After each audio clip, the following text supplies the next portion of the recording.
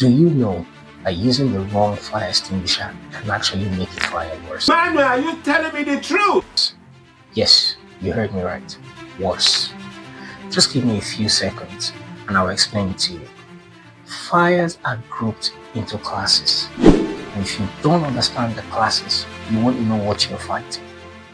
Class A fire involves ordinary combustibles like wood, paper, clothes, furniture.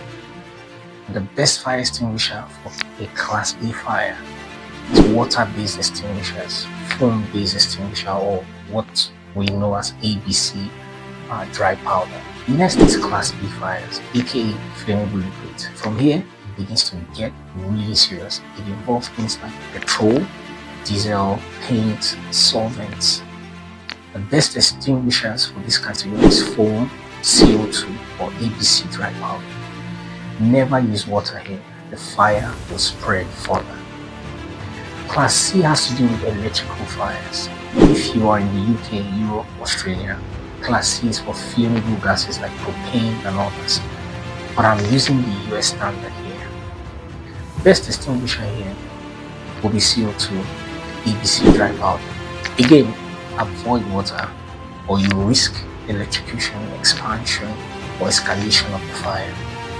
Class D involves combustible metals.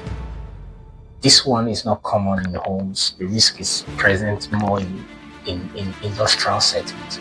The best extinguisher is specialist Class D dry powder. Regular fire extinguishers will not work in this class. Now Class K or F, depending on where you are, US, UK, it has to do with cooking oils and fats.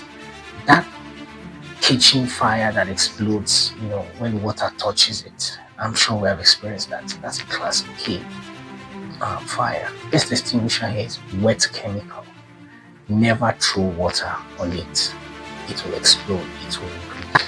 The next one is new, but it's becoming increasingly important. Give it up for Class L. Lithium-ion battery fires. It's common in solar systems, power banks, EVs. Solar systems or lithium-ion batteries carry significant energy density. Without proper safety precautions, they pose a serious fire risk.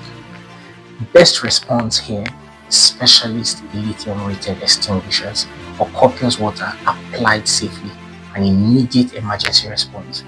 So the point is, don't just mount an extinguisher because it looks compliant or nice to have.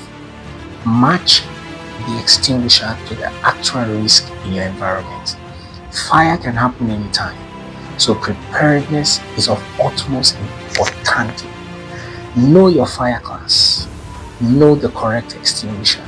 That's how you stop a small incident from becoming a disaster. It's your Yoriskminista. Like I always say, don't resort to dangerous roads before you act. Prevention doesn't make noise, but it saves lives.